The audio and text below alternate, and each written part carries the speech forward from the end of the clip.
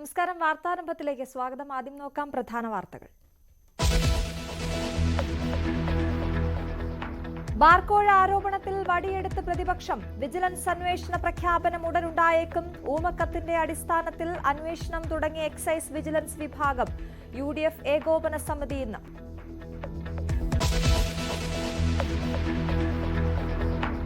സംസ്ഥാനത്ത് മഴ തുടരും. 7 ജില്ലകളിൽ യെല്ലോ അലർട്ട്. പുതുവൈപ്പിൽ വെള്ളക്കെട്ടിൽ വീണ് മത്സ്യത്തൊഴിലാളി മരിച്ചു. കല്ലാർകുട്ടി പാംബ്ല അണക്കെട്ടുകൾ ഉടൻ തുറക്കും. മോശം കാലാവസ്ഥയിൽ 10ലേറെ ട്രെയിനുകൾ വൈകി ഓടുന്നു.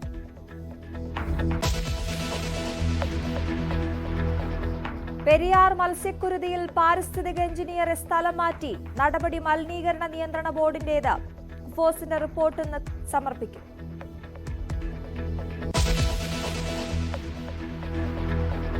കാസർഗോഡ് 10 വയസ്സുകാരിയെ പീഡിപ്പിച്ചത് മോഷണ ശ്രമത്തിനിടെ. പ്രതി PS സലീമിനെ ഇന്ന് കോടതിയിൽ ഹാജരാക്കും. കുട്ടിയെ ഉപദ്രവിച്ചത് കരഞ്ഞാൽ കൊല്ലുമെന്ന് ഭീഷണിപ്പെടുത്തി.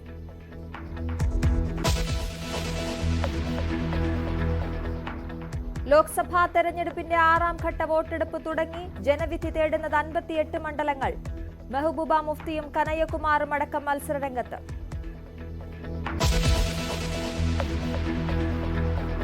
സർക്കാരിന് ആശ്വാസമായി കടമെടുക്കാൻ കേന്ദ്ര അനുമതി. പെൻഷൻ ശമ്പള വിതരണത്തിൽ പ്രതിസന്ധി ഉണ്ടായേക്കില്ല.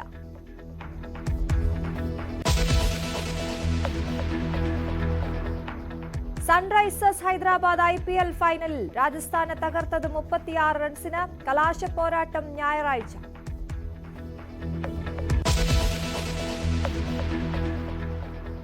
വിശദമായ വാർത്തയിലേക്ക്. ബാർക്കോഴ ആരോപണത്തിൽ സർക്കാർ വിജിലൻസ് അന്വേഷണം ഉടൻ പ്രഖ്യാപിച്ചേക്കും. ആരോപണം ഉയർന്നതിന് പിന്നാലെ എക്സൈസ് മന്ത്രി MB രാജേഷ് DGPക്ക് പരാതി നൽകിയിരുന്നു. അതേസമയം ഊമക്കത്ത് ലഭിച്ചതിന്റെ അടിസ്ഥാനത്തിൽ എക്സൈസ് വിജിലൻസ് വിഭാഗം അന്വേഷണം ആരംഭിച്ചു. VV വിനോദ് ചേരുന്നു വാർത്തയുടെ വിശദാംശങ്ങളുമായി. Vinod, good morning. ഈ ബാർക്കോഴ വലിയ വിവാദമായി ഉയരുകയാണ്. അത് പ്രതിപക്ഷം വലിയ ആയുധമാക്കുന്ന സാഹചര്യമുണ്ട്. അന്വേഷണം, ഈ ഊമക്കത്തിന്റെ അടിസ്ഥാനത്തിലുള്ള അന്വേഷണം തുടരുന്നു. ഒപ്പം സർക്കാർ അന്വേഷണം പ്രഖ്യാപിച്ചേക്കുമെന്നും അറിയുന്നു. എന്തൊക്കെയാണ് പുതിയ വിവരങ്ങൾ? അശ്വതി, ഇപ്പോൾ ക്രൈംബ്രാഞ്ചിനാണ് കഴിഞ്ഞ ദിവസം ലഭിച്ച പരാതി കൈമാറിയിട്ടുള്ളത്. വിജിലൻസ് അന്വേഷണമല്ല, ക്രൈംബ്രാഞ്ച് അന്വേഷണത്തിലേക്കാണ് കാര്യങ്ങൾ പോകുന്നത്. മന്ത്രി MB രാജേഷ് കൊടുത്ത പരാതി DGP ക്രൈംബ്രാഞ്ച് മേധാവിക്ക് ഇന്നലെ തന്നെ കൈമാറിയിരുന്നു. ഇതിൽ എങ്ങനെ അന്വേഷണം വേണം എന്ന കാര്യം ഇനി ക്രൈംബ്രാഞ്ച് മേധാവിയാണ് തീരുമാനിക്കുക. അതേസമയം ഈ പിരിവുമായി ബന്ധപ്പെട്ട് എക്സൈസിന് ഒരു ഊമക്കത്ത് ലഭിച്ചിരുന്നു. അതിന്റെ അടിസ്ഥാനത്തിൽ എക്സൈസ് വിജിലൻസ് വിഭാഗം അന്വേഷണം ആരംഭിച്ചു കഴിഞ്ഞു. ഇന്നലെ എക്സൈസ് കമ്മീഷണറുടെ ഓഫീസിലാണ് ഇത് സംബന്ധിച്ച പരാതി ലഭിച്ചത്. ബാർ ഉടമകൾക്കിടയിലെ ഭിന്നതയാണ് ഇപ്പോഴത്തെ പ്രശ്നങ്ങൾക്ക് മുഴുവൻ കാരണമെന്നത് വ്യക്തമാണ്. നേരത്തെ 3 ലക്ഷം രൂപ, തെരഞ്ഞെടുപ്പിന് മുൻപ് 3 ലക്ഷം രൂപ വീതം ബാർ ഉടമകളിൽ നിന്ന് വാങ്ങിയിരുന്നു. അതിന് പിന്നാലെയാണ് വീണ്ടും 2.5 ലക്ഷം രൂപ വാങ്ങാനുള്ള തീരുമാനം. ഈ ബാർ ഉടമകളിൽ തന്നെ 1ഓ 2ഓ ബാറുകൾ ഉള്ള ആളുകളുണ്ട്. അവരെ സംബന്ധിച്ച് ഇത്തരത്തിൽ വലിയ തുക നൽകുന്നത് പ്രതിസന്ധി ഉണ്ടാക്കുന്ന കാര്യമാണ്. ഈ ഫെഡറേഷന്റെ തലപ്പത്തുള്ള ആളുകൾക്കെതിരെയാണ് പ്രധാനമായും ആരോപണം ഉയരുന്നത്. പ്രസിഡന്റ് സുനിൽകുമാർ, അതോടൊപ്പം തന്നെ ട്രഷറർ എലഗന്റ് ബിനോയ്, ഇവർക്കെതിരെയുള്ള ഒരു വിഭാഗത്തിന്റെ എതിർപ്പ് അത് വലിയ പ്രശ്നം ഉണ്ടാക്കുന്നു എന്ന നിലയ്ക്കാണ് ഇപ്പോൾ കാര്യങ്ങൾ എത്തിയിട്ടുള്ളത്.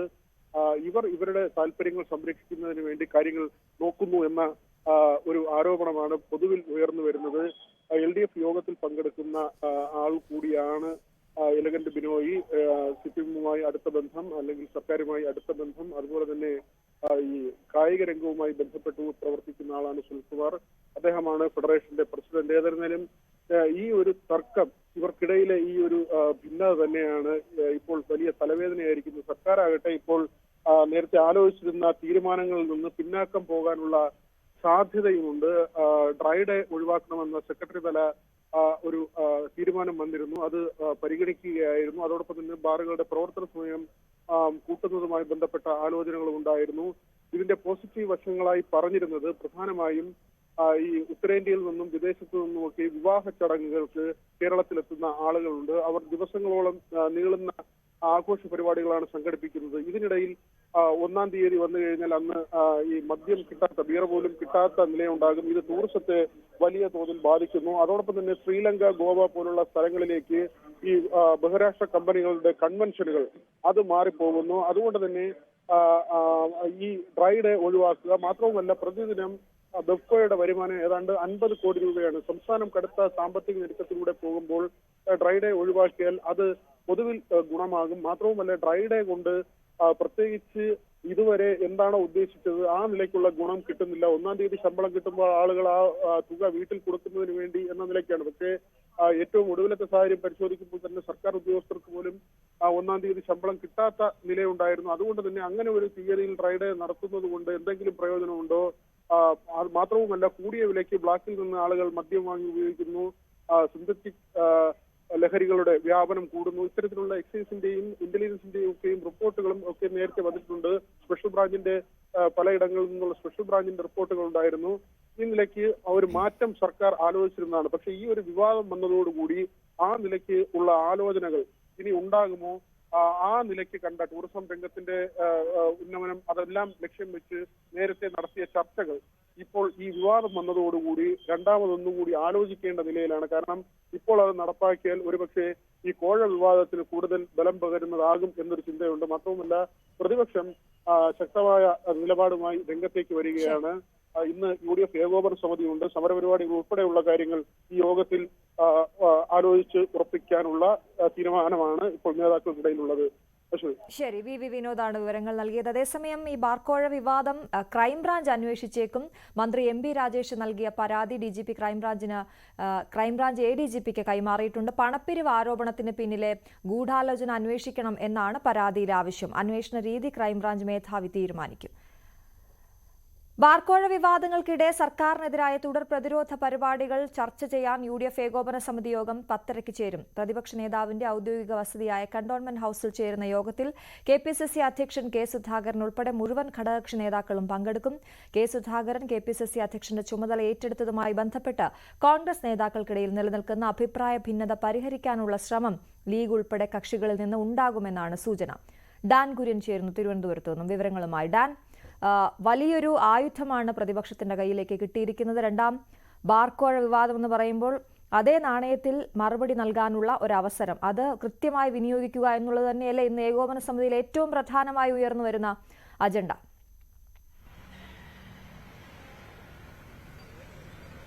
തീർച്ചയായിട്ടും. അതായത് ആദ്യ പിണറായി വിജയൻ സർക്കാർ അധികാരമേൽക്കുന്ന തരത്തിലേക്ക് കാര്യങ്ങൾ എത്തിച്ചത്, LDFന് വലിയ വിജയം നേടിക്കൊടുക്കുന്നതിൽ നിർണായകമായ പങ്ക് വഹിച്ചത് അന്ന് KM മാണി ധനകാര്യമന്ത്രിയായിരുന്ന സമയത്ത് ഉണ്ടായ ബാർക്കോഴ വിവാദമാണ്. അതേ ബാർക്കോഴ വിവാദം വീണ്ടും LDF സർക്കാരിനെതിരെ അടിക്കാനുള്ള ഒരു രാഷ്ട്രീയ പ്രചാരണ ആയുധമാക്കി മാറ്റുന്നതിന് വേണ്ടിയിട്ടുള്ള കാര്യങ്ങൾ വിശദമായി ചർച്ച ചെയ്യുന്നതിന് വേണ്ടി തന്നെയാണ് ഇന്ന് UDFന്റെ ഏകോപന സമിതി യോഗം അടിയന്തരമായി ചേരുന്നത്. KPCC അധ്യക്ഷൻ ഇന്നലെ കണ്ണൂരിലേക്ക് ഔദ്യോഗിക പരിപാടികളുമായി ബന്ധപ്പെട്ട് പോകാനിരുന്നതായിരുന്നു. എന്നാൽ ഘടകകക്ഷി നേതാക്കൾ ഉൾപ്പെടെ അദ്ദേഹത്തോട് ഇവിടെ തുടരണമെന്ന നിർദ്ദേശം നൽകിയതിന്റെ അടിസ്ഥാനത്തിലാണ് അദ്ദേഹം ഇന്ന് രാവിലെ ഈ കന്റോൺമെന്റ് ഹൌസിൽ നടക്കുന്ന UDF ഏകോപന സമിതി യോഗത്തിൽ പങ്കെടുത്തതിന് ശേഷം കണ്ണൂരിലേക്ക് പോകാമെന്ന തീരുമാനത്തിലേക്ക് എത്തിയത്. രാവിലെ 10:30 K സുധാകരന്റെ കൂടി ഈ സൌകര്യം കണക്കിലെടുത്താണ് യോഗം അല്പം നേരത്തെ ചേരുന്നത് എന്ന വിവരങ്ങളാണ് ലഭിക്കുന്നത്. എന്തായാലും എല്ലാ ഘടകകക്ഷി നേതാക്കളും പങ്കെടുക്കും. പ്രധാനമായും ഈ സമര പരിപാടികൾ, ഇതുമായി ബന്ധപ്പെട്ട തുടർ പ്രതിഷേധ പരിപാടികൾ എങ്ങനെ വേണമെന്ന കാര്യത്തിൽ കൂടിയാലോചന ഉണ്ടാകും. വരുന്ന ജൂൺ 10-ാം തീയതി മുതൽ നിയമസഭാ സമ്മേളനം ആരംഭിക്കാനിരിക്കുകയാണ്. സ്വാഭാവികമായി സഭയ്ക്കകത്തും സഭയ്ക്ക് പുറത്തും ഇതുമായി ബന്ധപ്പെട്ട പ്രതിഷേധം കടുപ്പിക്കുന്ന തരത്തിലുള്ള നീക്കങ്ങളായിരിക്കും പ്രതിപക്ഷത്തിന്റെ ഭാഗത്തുനിന്നുണ്ടാകുക. അതുമായി ബന്ധപ്പെട്ട കൂടിയാലോചനകൾക്ക് വേണ്ടിയിട്ടാണ് ഇന്ന് UDFന്റെ ഏകോപന സമിതി യോഗം ചേരുന്നത്. അതോടൊപ്പം പുറത്തു വന്ന ബാർ ഭാരവാഹിയുടെ ഈ ശബ്ദ സന്ദേശത്തിന് പുറമെ മറ്റെന്തെങ്കിലും തരത്തിലുള്ള തെളിവുകൾ, അതായത് സർക്കാരിനെ പ്രതിരോധത്തിലാക്കുന്ന തരത്തിൽ ഇതുമായി ബന്ധപ്പെട്ട മറ്റെന്തെങ്കിലും തരത്തിലുള്ള തെളിവുകൾ പ്രതിപക്ഷത്തിന് ലഭിക്കാനുള്ള സാധ്യത ഈ ഘട്ടത്തിൽ തള്ളിക്കളയാനാവില്ല. അതുമായി ബന്ധപ്പെട്ട ചർച്ചകളും രഹസ്യമായി തന്നെ പുരോഗമിക്കുന്നുണ്ട്. എന്തായാലും ലഭിച്ചിരിക്കുന്ന ആയുധം എക്സൈസ് മന്ത്രി രാജിവെക്കണമെന്ന നിലപാടിൽ ഉറച്ചുകൊണ്ട് പ്രതിഷേധം കടുപ്പിക്കുന്നതിന്റെ സമര പരിപാടികൾ ആലോചിക്കുന്നതിന് വേണ്ടിയാണ് രാവിലെ 10:30 കന്റോൺമെന്റ് ഹൌസിൽ യോഗം ചേരുക. അശ്വതി. ശരി ഡാൻ, എന്തായാലും വരും മണിക്കൂറുകളിൽ അതുമായി ബന്ധപ്പെട്ട വാർത്തകൾ പ്രേക്ഷകരിലേക്ക് എത്തിക്കാം. ലോക്സഭാ തെരഞ്ഞെടുപ്പിന്റെ 6ാം ഘട്ട വോട്ടെടുപ്പ് തുടരുകയാണ്. 6 സംസ്ഥാനങ്ങളിലും 2 കേന്ദ്രഭരണ പ്രദേശങ്ങളിലുമായി 58 മണ്ഡലങ്ങളിലാണ് വോട്ടെടുപ്പ് നടക്കുന്നത്.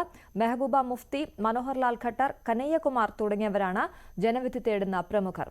വിവരങ്ങളുമായി നാഷണൽ ഡെസ്കിൽ നിന്നും ER രാഗേഷ് ചേരുന്നു. Ragesh, good morning. വോട്ടെടുപ്പ് ആരംഭിച്ചിരിക്കുന്നു. ഏതൊക്കെയാണ് ശ്രദ്ധാകേന്ദ്രമായ മണ്ഡലങ്ങൾ? ആരൊക്കെയാണ് ജനവിധി തേടുന്ന പ്രമുഖർ? അശ്വതി, ഇപ്പോൾ വോട്ടെടുപ്പ് ആരംഭിച്ച് 2 മണിക്കൂർ പിന്നിട്ടിരിക്കുന്നു. 58 മണ്ഡലങ്ങളിലാണ് വോട്ടെടുപ്പ് നടക്കുന്നത്. 6 സംസ്ഥാനങ്ങളിലെയും 2 കേന്ദ്രഭരണ പ്രദേശങ്ങളിലെയും അങ്ങനെ 58 മണ്ഡലങ്ങളിലെ വോട്ടെടുപ്പ് ഇപ്പോൾ പുരോഗമിക്കുകയാണ്. ഡൽഹി അടക്കം ഉള്ള പ്രധാനപ്പെട്ട സംസ്ഥാനങ്ങളിൽ വോട്ടെടുപ്പ് നടക്കുന്നുണ്ട്. ഡൽഹി, ഹരിയാന, പശ്ചിമ ബംഗാൾ, ബീഹാർ, ഒപ്പം തന്നെ ജാർഖണ്ഡ്, ഒഡീഷ തുടങ്ങിയ സ്ഥലങ്ങളിലും ജമ്മു കാശ്മീരിലെ അനന്ത്നാഗ് മണ്ഡലത്തിലുമാണ് വോട്ടെടുപ്പ് നടക്കുന്നത്. ഇതിൽ ഏറ്റവും ശ്രദ്ധാകേന്ദ്രം ഡൽഹി തന്നെയാണ്. അതിൻ്റെ ഏറ്റവും പ്രധാനപ്പെട്ട കാര്യം ഇന്ത്യ സഖ്യം, അതായത് ആം ആദ്മി പാർട്ടിയും കോൺഗ്രസും അവിടെ സഖ്യമായി മത്സരിക്കുന്നു എന്നുള്ള പ്രത്യേകത കൂടിയുണ്ട്. ഇന്ത്യ സഖ്യം രാജ്യവ്യാപകമായി ഉണ്ട്. ചില സംസ്ഥാനങ്ങൾ, കേരളം അടക്കമുള്ള ചില സംസ്ഥാനങ്ങളിൽ ഇല്ല എങ്കിൽ പോലും അതിൻ്റെ ഒരു പരീക്ഷണശാല എന്ന് വിശേഷിക്കപ്പെടാവുന്ന സ്ഥലം ഡൽഹി തന്നെയാണ്. കാരണം കോൺഗ്രസിനെ അധികാരത്തിൽ നിന്ന് പുറത്താക്കിക്കൊണ്ട് ഡൽഹിയിൽ അധികാരം പിടിച്ച ആം ആദ്മി പാർട്ടി ഇപ്പോൾ ഏതായാലും കോൺഗ്രസുമായി സഖ്യമുണ്ടാക്കി മത്സരിക്കുന്നതാണ് പ്രത്യേകത. പ്രത്യേകിച്ച് അരവിന്ദ് കെജ്രിവാളിൻ്റെ അറസ്റ്റ്, അതിനുശേഷം അദ്ദേഹത്തിൻ്റെ ജാമ്യം, പിന്നീട് സ്വാതി മാലിവാളിൻ്റെ പരാതി അടക്കമുള്ള വിഷയങ്ങളാണ് ഡൽഹിയിലെ തെരഞ്ഞെടുപ്പിനെ ഏതായാലും ശ്രദ്ധാകേന്ദ്രമാക്കി മാറ്റുന്നത്. ഏതായാലും പ്രധാനപ്പെട്ട നേതാക്കളൊക്കെ തന്നെ രാവിലെ വോട്ട് രേഖപ്പെടുത്തിയിട്ടുണ്ട്. പ്രത്യേകിച്ച് വിദേശകാര്യമന്ത്രി S. ജയശങ്കർ, ഹർദീപ് സിംഗ് പുരി തുടങ്ങിയവർ രാവിലെ വോട്ട് രേഖപ്പെടുത്തി. ഡൽഹി മണ്ഡലത്തിലെ BJP സ്ഥാനാർത്ഥിയായ ബാൻസുരി സ്വരാജും രാവിലെ വോട്ട് രേഖപ്പെടുത്തുകയുണ്ടായി. അരവിന്ദ് കെജ്രിവാൾ അടക്കമുള്ളവർ 11 മണിക്ക് സിവിൽ ലൈൻസിൽ വോട്ട് രേഖപ്പെടുത്തുമെന്നാണ് അറിയിച്ചിട്ടുള്ളത്. ഏതായാലും ഡൽഹി കഴിഞ്ഞ 2 തവണയും 7 സീറ്റും വിജയിച്ചത് BJP ആണ്. ഏതാണ്ട് 50% വോട്ട് നേടിക്കൊണ്ടായിരുന്നു BJPയുടെ വിജയം. അപ്പോൾ ഈ സഖ്യം, അത് ഈ നേതാക്കൾക്കിടയിൽ ഇപ്പോഴും ഉണ്ടായിരിക്കുന്ന ഒരു ഐക്യം താഴെ തട്ടിൽ പ്രതിഫലിച്ചാൽ മാറ്റമുണ്ടാകുമെന്ന കണക്കൂട്ടൽ തന്നെയാണ് ഇന്ത്യ സഖ്യത്തിലെ നേതാക്കൾക്കുള്ളത്. ഹരിയാനയും സമാനമായ രീതിയിൽ BJP 10-ൽ 10 ജയിച്ച സംസ്ഥാനമാണ്. പക്ഷേ അവിടെ ചില പ്രാദേശികമായ വിഷയങ്ങൾ, കർഷക സമരം, ഒപ്പം ജാട്ട് വിഭാഗങ്ങൾക്കിടയിൽ അതൃപ്തി തുടങ്ങിയവ BJPക്ക് തലവേദനയാകുന്നുണ്ട്. എങ്കിൽ പോലും പ്രധാനമന്ത്രി അടക്കമുള്ളവർ സജീവമായി തന്നെ ഹരിയാനയിൽ ക്യാമ്പയിൻ രംഗത്ത്, പ്രചാരണ രംഗത്തുണ്ടായിരുന്നു. അപ്പോൾ BJP കഴിഞ്ഞ തവണത്തെ ഒരു പ്രകടനം ആവർത്തിക്കാൻ കഴിഞ്ഞാൽ അത് BJPയെ സംബന്ധിച്ച വലിയ നേട്ടമാണ്. കാരണം ഹരിയാന മാത്രമല്ല, മൊത്തം 58 സ്ഥലങ്ങളിൽ 40 BJP, NDA ഒന്നടങ്കം നോക്കുമ്പോൾ 45 സീറ്റ്, കോൺഗ്രസിന് 1 സീറ്റിൽ മാത്രമാണ് വിജയിക്കാൻ സാധിച്ചിരുന്നത്. അപ്പോൾ 400 സീറ്റുകൾ എന്നൊരു മുദ്രാവാക്യം, അത് ആ ഒരു അവകാശവാദം യാഥാർത്ഥ്യമാകണമെങ്കിൽ, അല്ലെങ്കിൽ അതിലേക്ക് പോകണമെങ്കിൽ BJPക്ക് ഈ കഴിഞ്ഞ തവണത്തെ പ്രകടനം ആവർത്തിച്ചേ മതിയാകൂ. ഇന്ത്യ സഖ്യത്തിനാകട്ടെ കഴിഞ്ഞ തവണത്തിന് നില മെച്ചപ്പെടുത്തേണ്ടതുണ്ട്. കാരണം നേരത്തെ പറഞ്ഞ പോലെ 1 സീറ്റിൽ മാത്രമാണ് കോൺഗ്രസ് വിജയിച്ചത്. അപ്പോൾ ഡൽഹിയിലടക്കമുള്ള സഖ്യം, ഹരിയാനയിലെ ഭരണവിരുദ്ധ വികാരം, ഇതൊക്കെ വോട്ടാകും, സീറ്റ് നിലയിൽ മാറ്റം കൊണ്ടുവരുമെന്ന കണക്കൂട്ടൽ തന്നെയാണ് കോൺഗ്രസിനും ഇന്ത്യ സഖ്യത്തിനുമുള്ളത്. പശ്ചിമ ബംഗാളിലേക്ക് വരികയാണെങ്കിൽ കഴിഞ്ഞ തവണ 18 സീറ്റുകളാണ്, 42-ൽ 18 സീറ്റുകൾ നേടിക്കൊണ്ട് വലിയ മുന്നേറ്റം BJP നടത്തുകയും ചെയ്തു. അതിൽ ഒരു പ്രധാനപ്പെട്ട ഘട്ടമാണിത്. കാരണം ഈ 8 സീറ്റുകളിൽ 5 കഴിഞ്ഞ തവണ വിജയിച്ചത് BJP ആയിരുന്നു. അപ്പോൾ ആ പ്രകടനം BJPക്ക് ആവർത്തിക്കാൻ കഴിയുമോ എന്നുള്ളതാണ് ഏറ്റവും പ്രധാനപ്പെട്ട കാര്യം. ഏതായാലും മമതാ ബാനർജി അടക്കമുള്ള തൃണമൂൽ കോൺഗ്രസും BJPയും തമ്മിൽ തന്നെയാണ് ബംഗാളിൽ നേർക്കുനേർ പോരാട്ടം നടക്കുന്നത്. പക്ഷേ തൃണമൂൽ ക്യാമ്പ് അവകാശപ്പെടുന്നത് കഴിഞ്ഞ തവണത്തെ ഒരു പ്രകടനം BJPക്ക് ഏതായാലും ആവർത്തിക്കാൻ സാധിക്കില്ല എന്ന അവകാശവാദം തൃണമൂലിൻ്റെ ഭാഗത്തുനിന്ന് നടക്കുന്നുണ്ട്. ഏതായാലും വാശിയേറിയ മത്സരം തന്നെ, പ്രചാരണ രംഗത്ത് വാശിയേറിയ പ്രചാരണ ഘട്ടമാണ് കടന്നുപോയത്. ഇപ്പോൾ 58 മണ്ഡലങ്ങൾ ഏതായാലും വിധി എഴുതുകയാണ്. ശരി, 6ാം ഘട്ട വോട്ടെടുപ്പ് പുരോഗമിക്കുകയാണ്. ER രാഗേഷാണ് വിവരങ്ങൾ നൽകിയത്. നമുക്കിനി മഴ വാർത്തയിലേക്ക് പോകാം. സംസ്ഥാനത്ത് ഇന്നും പരക്കെ മഴയ്ക്ക് സാധ്യതയുണ്ട്. തിരുവനന്തപുരം, എറണാകുളം ജില്ലകളിൽ ഉൾപ്പെടെ പലയിടങ്ങളിലും രാത്രിയും മഴ പെയ്തു.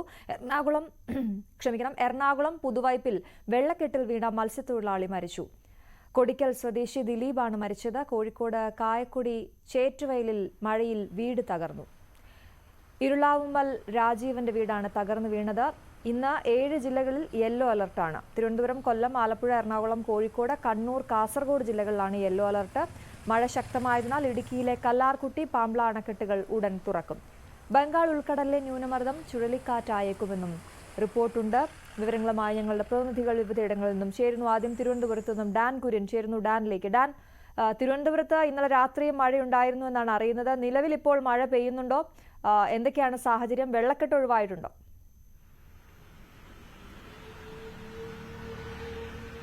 അശ്വതി, ഇന്നലെ രാത്രി തുടങ്ങിയ മഴ ഇപ്പോഴും തുടരുകയാണ്. പക്ഷേ അതിശക്തമായ മഴ ഇന്നലെ രാത്രിയാണ് പെയ്തത്. രാവിലെയൊക്കെ അത് മഴ ചാറുന്ന തരത്തിൽ മാത്രമാണ് ഇപ്പോൾ നഗരപ്രദേശങ്ങളിൽ മഴ പെയ്തുകൊണ്ടിരിക്കുന്നത്.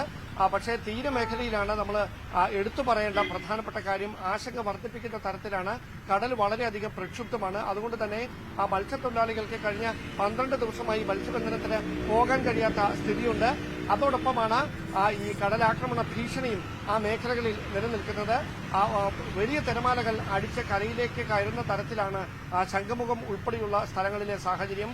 ശംഖുമുഖത്തും അഞ്ചുതെങ്ങിലും വലിയ തുറയിലും ഒക്കെ സമാനമായ സാഹചര്യം തന്നെ തുടരുകയുമാണ്. കഴിഞ്ഞ ഒരാഴ്ചയായി അക്ഷരാർത്ഥത്തിൽ തിരുവനന്തപുരം മഴമേഘങ്ങൾ കൊണ്ട് മൂടപ്പെട്ടിരിക്കുകയാണ് എന്ന് തന്നെ പറയേണ്ടി വരും. കഴിഞ്ഞ ഞായറാഴ്ച തുടങ്ങിയതാണ് ഈ സ്ഥിതി. അത് അങ്ങനെ തന്നെ തുടരുകയാണ്. പക്ഷേ വെള്ളക്കെട്ടിന് ശമനമുണ്ട്. മാത്രമല്ല ഈ കനാലുകളിലും മറ്റും കുമിഞ്ഞുകൂടിയിരുന്ന മാലിന്യങ്ങൾ അടിയന്തരമായി നീക്കം ചെയ്യുന്നതിന് വേണ്ടിയിട്ടുള്ള നടപടികൾ നഗരസഭയുടെ ഭാഗത്ത് നിന്ന് പല ഭാഗങ്ങളും പുരോഗമിച്ചുകൊണ്ടിരിക്കുകയാണ്. പക്ഷേ ഇപ്പോഴും ഒരു പ്രതിസന്ധി തീർക്കുന്നത് സ്മാർട്ട് സിറ്റിയുടെ ഭാഗമായി വഴുതക്കാട് ഉൾപ്പെടെയുള്ള മേഖലകളിൽ വലിയ കുഴികൾ കുഴിച്ചിട്ടിട്ടുണ്ട്. അവിടേക്ക് ഈ വെള്ളം വന്ന് മഴവെള്ളം വന്ന് നിറയുന്നത് പമ്പ് ചെയ്ത് കളയുന്നതാണ് അധികൃതർക്ക് മുമ്പിൽ ഒരു വലിയ ശ്രമകരമായ ദൌത്യമാക്കി മാറ്റുന്നത്. എന്തായാലും ഏതാനും ദിവസങ്ങൾ കൂടി മഴ ശക്തമായി തന്നെ തുടരുമെന്നാണ് കാലാവസ്ഥാ നിരീക്ഷണ കേന്ദ്രത്തിന്റെ ഭാഗത്ത് വന്നിരിക്കുന്ന മുന്നറിയിപ്പ്. ശരി, ശക്തമായ മഴയില്ലെങ്കിലും തിരുവനന്തപുരത്ത് മഴ പെയ്യുന്നുണ്ടെന്ന് ഡാൻ റിപ്പോർട്ട് ചെയ്യുന്നു. നവമി ദിനേശ് കൊച്ചിയിൽ നിന്നും ചേരുന്നു. നവമി, ഇന്നലെ കൊച്ചിയിലെ വെള്ളക്കെട്ടിന്റെ ദൃശ്യങ്ങൾ നമ്മൾ കണ്ടതാണ്. വാഹനങ്ങളൊക്കെ ഓടാൻ വലിയ ബുദ്ധിമുട്ടുണ്ടായിരുന്നു. ഇന്നിപ്പോ മഴയില്ലെന്ന് തോന്നുന്നല്ലോ, എന്തൊക്കെയാണ് വിവരങ്ങൾ?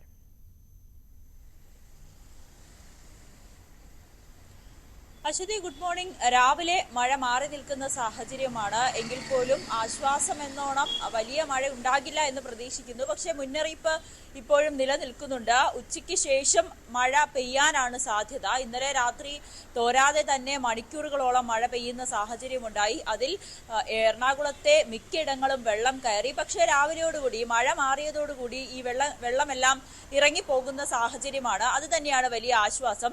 ഇടപ്പള്ളി, പാലാരിവട്ടം, വൈക്കില ഭാഗങ്ങളിലും അതോടൊപ്പം തന്നെ കലൂർ, കത്രിക്കടവ്, പനമ്പള്ളി നഗർ എന്നീ ഭാഗങ്ങളിലായിരുന്നു വെള്ളം കയറിയത്. ഇതിൽ ഇട റോഡുകളിലാണ് ഏറ്റവും കൂടുതൽ വെള്ളക്കെട്ട് അനുഭവപ്പെട്ടത്. പക്ഷേ ഓടകളിലും കാനകളിലുമൊക്കെ ശുചീകരണ പ്രവർത്തനങ്ങൾ നടത്തിയതിനാൽ ഈ വെള്ളം ഇറങ്ങി പോകുന്ന സാഹചര്യമുണ്ടായി. അതിനിടെ ഒരു മരണ വാർത്ത റിപ്പോർട്ട് ചെയ്തത് പുതുവൈപ്പിൻ ബീച്ചിന് സമീപം വെള്ളക്കെട്ടിൽ വീണ് ഒരു വയോധികൻ മരിച്ചു എന്നുള്ളതാണ്. അത് ഇന്നലെ രാത്രിയായിരുന്നു സംഭവം. ഇന്നലെ രാത്രി പെയ്ത അതിശക്തമായ മഴയിൽ വെള്ളത്തിലേക്ക് തെന്നി വീഴാനാണ് സാധ്യതയെന്നാണ് പോലീസ് അറിയുന്നത്. എന്തായാലും പോലീസ് സംഘം അവിടെ എത്തി പരിശോധനകളൊക്കെ നടത്തിക്കൊണ്ടിരിക്കുകയാണ്. മറ്റ് നാശനഷ്ടങ്ങളൊന്നും തന്നെ റിപ്പോർട്ട് ചെയ്തിട്ടില്ല. അതോടൊപ്പം കോതമംഗലം പോലുള്ള ഭാഗങ്ങളിൽ, പെരുമ്പാവൂർ പോലുള്ള മലയോര മേഖലകളിൽ ജാഗ്രതാ നിർദ്ദേശം നൽകിയിട്ടുണ്ട്. അവിടെയും ഇന്നലെ രാത്രി അതിശക്തമായ മഴയാണ് ഉണ്ടായത്. എന്തായാലും അവിടെയുള്ളവർക്ക് എല്ലാവിധ മുന്നറിയിപ്പുകളും നൽകിയിട്ടുണ്ട്. മത്സ്യബന്ധനത്തിന് പോകുന്നതിനുമൊക്കെ നിയന്ത്രണമുണ്ട്. മത്സ്യബന്ധനത്തിന് പോകരുതെന്നൊരു മുന്നറിയിപ്പ് കൂടിയാണ് ജില്ലാ ഭരണകൂടം നൽകുന്നത്. എന്തായാലും ഇപ്പോൾ മഴ മാറി നിൽക്കുന്ന സാഹചര്യമാണ്. അതോടൊപ്പം ഇന്നലെ ഹൈക്കോടതി ഈ കൊച്ചി നഗരത്തിലെ വെള്ളക്കെട്ടിനെ കുറിച്ചുള്ള ഹർജി പരിഗണിക്കുമ്പോൾ കൃത്യമായി തന്നെ ജില്ലാ ഭരണകൂടത്തിനും കൊച്ചി നഗരസഭയ്ക്കുമൊക്കെ മുന്നറിയിപ്പ്. ശരി നവമി, എന്തായാലും അതാണ് ഹൈക്കോടതി വരെ ഈ വിഷയത്തിൽ ഇടപെടുന്നു എന്നുള്ളതാണ്. കൊച്ചിയിലെ വെള്ളക്കെട്ട് വളരെ രൂക്ഷമായി തന്നെ തുടരുന്നു. ഇന്നിപ്പോൾ മഴ മാറി നിൽക്കുന്നുവെന്നാണ്, രാവിലെ മഴ മാറി നിൽക്കുന്നുവെന്നാണ് നവമി റിപ്പോർട്ട് ചെയ്തത്. നമുക്ക് ഇടുക്കിയിൽ നിന്നും പ്രിൻസ് ജെയിംസ് കൂടി ചേരുന്നുണ്ട്. പ്രിൻസ്, അണക്കെട്ടുകളിൽ നീരൊഴുക്ക് വർദ്ധിക്കുകയും ജലനിരപ്പ് ഉയരുകയും ചെയ്ത സാഹചര്യത്തിൽ അണക്കെട്ടുകൾ തുറക്കുന്നുവെന്നറിയുന്നു. കല്ലാർകുട്ടി, പാമ്പ്ള അണക്കെട്ടുകൾ ഏത് സമയത്ത് എത്ര മണിയോടെയാണ് തുറക്കുക? എന്തൊക്കെയാണ് വിവരങ്ങൾ? മഴയുണ്ടോ ഇടുക്കിയിൽ? അശ്വതി, ഇടുക്കിയിൽ മഴയ്ക്ക് നേരിയ കുറവുണ്ടെങ്കിൽ പോലും അന്തരീക്ഷം തെളിഞ്ഞിട്ടില്ല. ഉച്ചയ്ക്ക് ശേഷം വീണ്ടും മഴ ശക്തമാകുമെന്നാണ് വിലയിരുത്തൽ. കഴിഞ്ഞ ദിവസങ്ങളിലൊക്കെയും ഉച്ചയ്ക്ക് ശേഷം മഴ ശക്തമാകുകയും രാത്രിയിൽ വലിയ തോതിൽ മഴ പെയ്യുന്ന സാഹചര്യം ഉണ്ടായിരുന്നു. ഇന്നലെ രാത്രി പുലർച്ചയോളം മഴ പെയ്യുന്ന സാഹചര്യമായിരുന്നു. നിലവിൽ ചെറുകിട അണക്കെട്ടുകളിലെ മിക്കതും പരമാവധി സമ്പന്ന അണക്കെട്ടുകളുടെ ലെവലിലേക്ക് എത്തിയിരിക്കുന്നു. ഈ രണ്ട് അണക്കെട്ടുകളുടെയും ഷട്ടറുകൾ ഉയർത്തി വെള്ളം പുറത്തേക്ക് ഒഴുകും. കല്ലാർകുട്ടയിൽ നിന്ന് 300 ക്യൂമെക്സ് വെള്ളവും പാമ്പ്ളയിൽ നിന്ന് 600 ക്യൂമെക്സ് വെള്ളവുമാകും പുറത്തേക്ക്. ഒപ്പം മലങ്കര ഡാമിന്റെ ഷട്ടറുകൾ ജലനിരപ്പ് താഴ്ന്നതിനെ തുടർന്ന് തുടങ്ങിയിട്ടുണ്ട്. നിലവിൽ 2 ഷട്ടറുകൾ മാത്രമാണ് വെള്ളം പുറത്തേക്ക് ഒഴുകുന്നത്. എന്തായാലും വരും മണിക്കൂറുകളിലും ഇടുക്കിയിൽ മഴ ശക്തമാകുമെന്നാണ് വിലയിരുത്തൽ. അതുകൊണ്ട് തന്നെ ജില്ലാ ഭരണകൂടം ജാഗ്രതാ നിർദ്ദേശം നൽകിയിട്ടുണ്ട്. പ്രത്യേകിച്ചും രാത്രികാല യാത്രകളൊക്കെ നടത്തുന്നവർ സുരക്ഷ പാലിക്കണമെന്നും അനാവശ്യ യാത്രകൾ ഒഴിവാക്കണമെന്നും നിർദ്ദേശങ്ങളൊക്കെ ഉണ്ട്. കാരണം ശരി, പ്രിൻസ് ജെയിംസ് ആണ് ഇടുക്കിയിൽ നിന്നും വിവരങ്ങൾ നൽകിയത്. ഇടുക്കിയിലും ഇപ്പോൾ മഴ മാറി നിൽക്കുന്നു, കുറഞ്ഞു നിൽക്കുന്നു എന്നാണ് പ്രിൻസ് വിവരങ്ങൾ നൽകിയത്. ഇത് ഈ മഴ, മോശം കാലാവസ്ഥ അത് റെയിൽവേ സംവിധാനത്തെയും ബാധിക്കുന്നുണ്ട്, ട്രെയിൻ യാത്രക്കാരെയും ബാധിക്കുന്നുണ്ട് എന്നുള്ളതാണ്. തിരുവനന്തപുരം ഭാഗത്തേക്കുള്ള ട്രെയിനുകൾ വൈകി ഓടുന്നതായാണ് വിവരം. 10-ലധികം ട്രെയിനുകളാണ് വൈകി ഓടുന്നത്. Chennai Thiruvananthapuram superfast, Malabar express, island express, Mysuru Kochuveli express തുടങ്ങിയവയാണ് വൈകി ഓടുന്ന ട്രെയിനുകൾ. മറ്റൊരു വാർത്തയിലേക്ക്. പെരിയാറിൽ മത്സ്യം കൂട്ടത്തോടെ ചത്തുപൊങ്ങിയ സംഭവത്തിൽ ഏലൂർ മലിനീകരണ നിയന്ത്രണ ബോർഡിലെ ഉദ്യോഗസ്ഥന് സ്ഥലം മാറ്റം. സജീഷ് ജോയിക്ക് പകരം റീജിയണൽ ഓഫീസിലെ സീനിയർ എൻവയോൺമെന്റൽ എഞ്ചിനീയർ MA ഷിജുവിനെ നിയമിച്ചു. അതിനിടെ കുഫോസ് നിയോഗിച്ച 7-അംഗ സംഘം റിപ്പോർട്ട് ഇന്ന് നൽകിയേക്കും. മത്സ്യകർഷകർക്ക് 5 കോടിക്ക് മുകളിൽ നാശനഷ്ടമുണ്ടായതായി ഫിഷറീസ് വകുപ്പിൽ പ്രാഥമിക വിലയിരുത്തലുണ്ട്. നവമി ദിനേശാണ് വിവരങ്ങൾ നൽകുക. നവമി, വലിയ നഷ്ടം. നവമി ഒരുപാട് കർഷകരോട് സംസാരിച്ചതാണ്, നമ്മൾ അവരുടെ വാക്കുകളൊക്കെ കേട്ടതാണ്. ആ വിഷയത്തിൽ ഇന്ന് റിപ്പോർട്ട് സമർപ്പിക്കുമെന്ന് അറിയുന്നു. ഒപ്പം നടപടി ഉണ്ടായിരിക്കുന്നു. അതിന്റെ വിശദാംശങ്ങൾ കൂടി.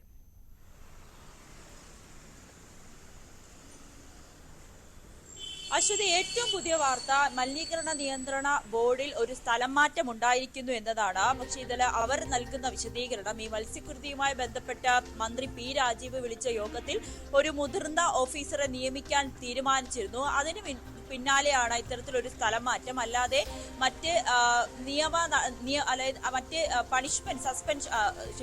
മറ്റ് പണിഷ്മെന്റ് ട്രാൻസ്ഫർ അല്ല എന്നുള്ളൊരു വിശദീകരണമാണ് നൽകുന്നത്. എങ്കിൽ പോലും ഈ ഒരു സ്ഥലം മാറ്റം ഈ ഒരു സാഹചര്യത്തെ തുടർന്ന്, അതായത് മലിനീകരണ നിയന്ത്രണ ബോർഡിന് അടക്കം വലിയ രീതിയിൽ വിമർശനം ഉന്നയിച്ച സാഹചര്യത്തിൽ ഈ ഒരു സ്ഥലം മാറ്റത്തെ നമുക്ക് അങ്ങനെ തന്നെയാണ് വ്യാഖ്യാനിക്കാൻ കഴിയുക. സജീഷ് ജോയിക്ക് പകരം റീജിയണൽ ഓഫീസിലെ സീനിയർ എൻവയോൺമെന്റൽ എഞ്ചിനീയറായ MA ഷിജുവിനെയാണ് പുതിയതായി നിയമിച്ചിരിക്കുന്നത്. എന്തായാലും ആദ്യഘട്ടം എന്നോണം ഈ വലിയ പ്രതിഷേധങ്ങൾക്കും ശക്തമായിട്ടുള്ള വിമർശനങ്ങൾക്കും പിന്നാലെയുള്ള ഒരു ആദ്യഘട്ടം എന്നോണമുള്ളൊരു നടപടിയായി തന്നെ നമുക്ക് ഇതിനെ കരുതാൻ കഴിയും. മറ്റൊരു കാര്യം, കുഫോസ് നിയമിച്ച സംഘം ഇന്ന് മന്ത്രി സജി ചെറിയാന് റിപ്പോർട്ട് സമർപ്പിക്കും. ഈ റിപ്പോർട്ടിന്റെ അടിസ്ഥാനത്തിലായിരിക്കും കർഷകർക്ക് അടക്കമുള്ള നഷ്ടപരിഹാരത്തിലുള്ള കൃത്യമായിട്ടുള്ള ഒരു കണക്കുകൾ രേഖപ്പെടുത്താൻ കഴിയുക. അതോടൊപ്പം തന്നെയാണ് ഇന്നലെ എടുത്ത കണക്കിൽ, പ്രാഥമികമായി കിട്ടിയ കണക്കിൽ 5 ലക്ഷത്തിലധികം രൂപ, 5 കോടിയിലേറെ നഷ്ടം കർഷകർക്കുണ്ടായി എന്നുള്ളൊരു വിലയിരുത്തൽ കൂടി ഇന്നലെ സംഘം നടത്തിയ പരിശോധനയിൽ കണ്ടെത്താൻ സാധിക്കുകയും ചെയ്തു. ഇവർക്ക് വേണ്ട നഷ്ടപരിഹാരവും കൃത്യമായി കൊടുക്കും. എന്നാലും ഏറ്റവും കൂടുതൽ നഷ്ടമുണ്ടായത് കൂട് കൃഷി നടത്തിയ മത്സ്യ കർഷകർക്കാണെന്ന് കണ്ടെത്തുകയും ചെയ്തിട്ടുണ്ട്. പക്ഷേ പെരിയാറിലെ മത്സ്യങ്ങളുടെ ഒരു സാഹചര്യം കണക്കാക്കാതെയുള്ള, അവരുടെ ചത്ത ഒരു സാഹചര്യം കണക്കാക്കാതെയുള്ള ഒരു കണക്കെടുപ്പാണ് ഇപ്പോൾ നടന്നിരിക്കുന്നത്. എന്തായാലും അതോടൊപ്പം തന്നെയാണ് ഇന്ന് കുഫോസ് ഉള്ള സംഘം ഇന്ന് മന്ത്രി സജി ചെറിയാന് റിപ്പോർട്ട് സമർപ്പിക്കും. ഇതിൽ നടപടി അടക്കം ഉണ്ടാകാനാണ് സാധ്യത. ആര് കാരണമാണോ ഇത്ര വലിയൊരു ദുരന്തം, മീനുകൾ ചത്തൊടുങ്ങിയത്, അവർ കാരണക്കാരായവർക്ക് കർശനമായ നടപടി സ്വീകരിക്കുമെന്നും അറിയിച്ചിട്ടുണ്ട്. ശരി നവമി. മലിനീകരണ നിയന്ത്രണ ബോർഡ് ഉദ്യോഗസ്ഥനെ സ്ഥലം മാറ്റി എന്നുള്ളതാണ് അതിൽ ഏറ്റവും പുതിയ വാർത്ത. നവമി ദിനേശാണ് വിവരങ്ങൾ നൽകിയത്. മറ്റു വാർത്തകളിലേക്ക് എത്താം ചെറിയ ഇടവേളയ്ക്ക് ശേഷം.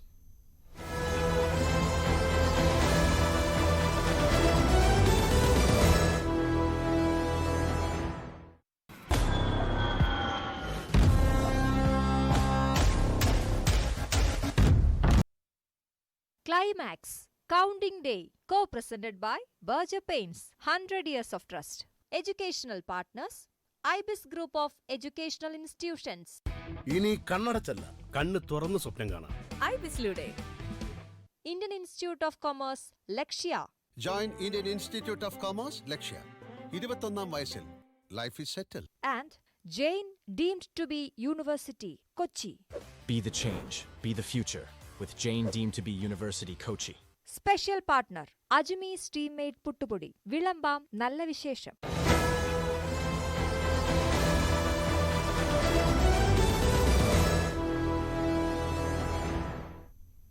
വീണ്ടും വാർത്തയിലേക്ക്. സർക്കാരിന് ആശ്വാസമായി കടമെടുക്കാൻ കേന്ദ്ര അനുമതി. മെയ് ആദ്യവാരം ലഭിക്കേണ്ടിയിരുന്ന അനുമതി വൈകിയതാണ് തൽക്കാലത്തേക്കെങ്കിലും പ്രതിസന്ധി സൃഷ്ടിച്ചത്. 5000 കോടി കടമെടുക്കാനുള്ള താൽക്കാലിക അനുമതി നേരത്തെ ചോദിച്ചപ്പോൾ കേന്ദ്രം 3000 കോടി മാത്രമായിരുന്നു അനുവദിച്ചിരുന്നത്. അനുമതി ലഭിച്ചതോടെ അടുത്ത ആഴ്ച നൽകാനുള്ള പെൻഷൻ, ശമ്പള വിതരണത്തിന് പ്രതിസന്ധി ഉണ്ടായേക്കില്ല. ഡാൻ കുര്യൻ ചേരുന്നു. ഡാൻ, എന്തായാലും ആശ്വാസമാണ് സർക്കാരിന് ഈ കടമെടുക്കാനുള്ള അനുമതി ലഭിച്ചു എന്നുള്ളത്. പെൻഷനും ശമ്പള വിതരണവും ഒന്നും മുടങ്ങില്ല എന്ന് നമുക്ക് പ്രതീക്ഷിക്കാം, അല്ലേ? അശ്വതി, മെയ് മാസത്തിലെ അവസാന വെള്ളിയാഴ്ച നടക്കേണ്ടിയിരുന്ന വിജ്ഞാപനം വൈകിയതാണ് സംസ്ഥാനത്തെ സാമ്പത്തിക സ്ഥിതി പ്രതിസന്ധിയിലാക്കിയേക്കുമെന്ന തരത്തിലുള്ള അഭ്യൂഹങ്ങൾ പരക്കാൻ ഇടവെച്ചത്. പക്ഷേ ആ വൈകുന്നേരത്തോടെ കേന്ദ്രം അതിനുള്ള അനുമതി നൽകുകയെന്ന്. ഇതോടെ വരുന്ന ചൊവ്വാഴ്ച നടക്കുന്ന കടപ്പത്ര ലേലത്തിൽ സംസ്ഥാനത്തിന് പങ്കെടുക്കാനാകും. അതിലൂടെ വരുന്ന ഡിസംബർ മാസം വരെ 18,253 കോടി രൂപ കേരളത്തിന് കടമായി കേന്ദ്രത്തിൽ നിന്ന് എടുക്കാൻ കഴിയുന്ന ഒരു സ്ഥിതിയാണ് ഇപ്പോൾ ഉണ്ടായിരിക്കുന്നത്. പക്ഷേ കേരളം ചോദിച്ചതിനേക്കാൾ 5000 കോടി കുറവാണ് നിലവിൽ അനുവദിച്ചിരിക്കുന്ന തുക. എന്തായാലും അടുത്ത ആഴ്ചയിൽ പെൻഷനും അതോടൊപ്പം ശമ്പളവും വിതരണം ചെയ്യേണ്ടതുണ്ട്. ഈ കടപ്പത്രത്തിന് അനുമതി വൈകുന്ന സാഹചര്യം ഉണ്ടായിരുന്നെങ്കിൽ അതിന് വലിയ തരത്തിലുള്ള ഒരു പ്രതിസന്ധി ഉണ്ടാകുന്ന പശ്ചാത്തലം വരുമായിരുന്നു. എന്തായാലും താൽക്കാലികമായെങ്കിലും ആ പ്രതിസന്ധി മറികടക്കാനായതിന്റെ ആശ്വാസത്തിലാണ് സംസ്ഥാന സർക്കാർ. ശരി, ഡാൻ കുര്യനാണ് വിവരങ്ങൾ നൽകിയത്. തൃശൂർ ചാലക്കുടിയിൽ ഓടിക്കൊണ്ടിരുന്ന KSRTC ബസ്സിന് തീപിടിച്ചു. ദേശീയപാതയിൽ മുരിങ്ങൂർ ജംഗ്ഷനിൽ വെച്ച് ഇന്നലെ രാത്രിയായിരുന്നു സംഭവം. തിരുവനന്തപുരത്തേക്ക് പോവുകയായിരുന്ന ബസ്സിന്റെ എഞ്ചിൻ ഭാഗത്താണ് തീപിടുത്തമുണ്ടായത്. ബൈക്ക് യാത്രക്കാരനാണ് പുക ഉയർന്ന വിവരം അറിയിച്ചത്. ഉടൻ തന്നെ യാത്രക്കാരെ പുറത്തിറക്കിയതിനാൽ വൻ ദുരന്തം ഒഴിവായി. ചാലക്കുടി ഫയർഫോഴ്സ് എത്തി തീയണച്ചു.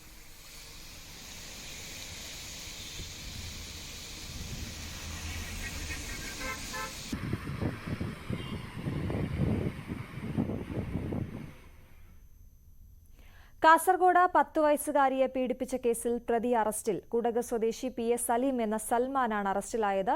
1ാം ക്ലാസ് മജിസ്ട്രേറ്റ് കോടതിയിൽ ഹാജരാക്കും. മോഷണമായിരുന്നു ലക്ഷ്യം എന്നാണ് പ്രതിയുടെ മൊഴി. വിവരങ്ങളുമായി KV ബൈജു ചേരുന്നു. ബൈജു, ഈ പ്രതി പറയുന്നതനുസരിച്ച് മോഷണ ശ്രമത്തിനിടെയാണ് പീഡനം നടന്നതെന്നാണ്. എന്തായാലും അതിക്രൂരമായൊരു സംഭവമായിരുന്നു. ഇയാൾ പിന്നീട് ഒളിവിലൊക്കെ പോയിരുന്നു. ഇപ്പോൾ അറസ്റ്റ് രേഖപ്പെടുത്തിയിരിക്കുന്നു, അല്ലേ?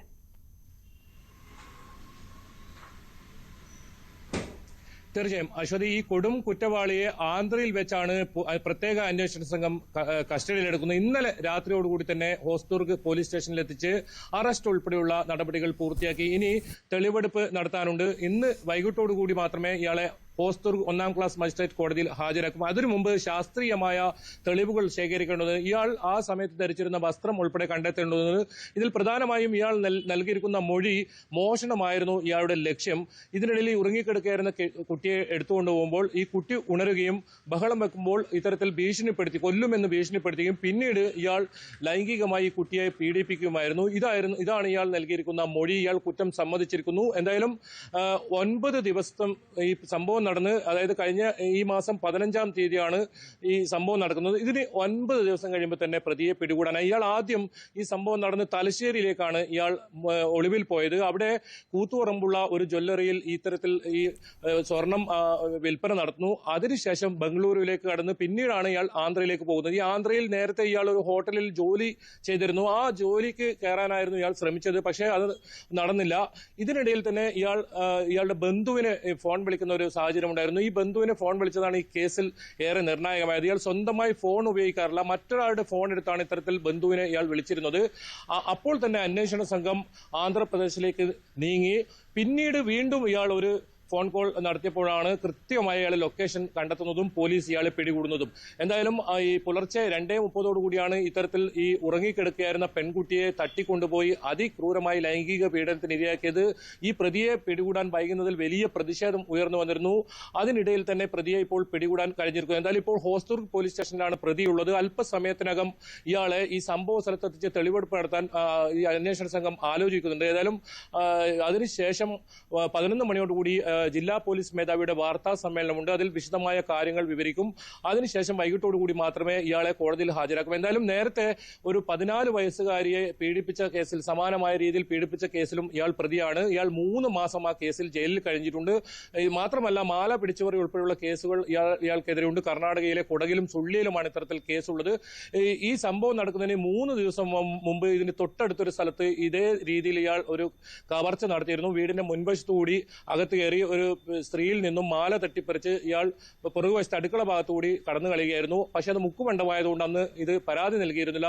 എന്നാലും ആ കുറ്റവും ഇയാൾ സമ്മതിച്ചിരുന്നു. എന്നാലും ശാസ്ത്രീയമായ എല്ലാ തെളിവുകളും ശേഖരിക്കാനാണ് പോലീസ് ഇപ്പോൾ മുന്നോട്ട് പോകുന്നത്. എന്നാലും അത്തരത്തിൽ പോലീസ് അന്വേഷണം ഇപ്പോൾ ഇതിന്റെ മറ്റു തെളിവുകൾ ഇപ്പോൾ ശേഖരിക്കും. എന്നാലും ഈ സംഭവത്തിൽ പോലീസ് പ്രതിയെ പിടികൂടാനായത് വലിയ ആശ്വാസം തന്നെയാണ് പോലീസിന്. കാരണം അത്തരത്തിൽ നീചമായൊരു പ്രവൃത്തിയാണ് ഇയാൾ ചെയ്തത്. എന്നാലും ആ രീതിയിൽ ചോദ്യം ചെയ്യലെല്ലാം പൂർത്തിയായി, മറ്റ് നടപടിക്രമങ്ങളെല്ലാം പൂർത്തിയായി.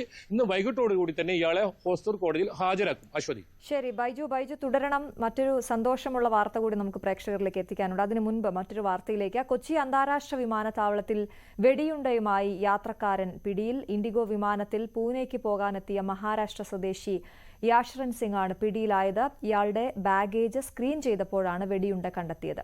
പോലീസിന് കൈമാറിയ ഇയാളെ പോലീസ് വിശദമായി ചോദ്യം ചെയ്ത് വരികയാണ്.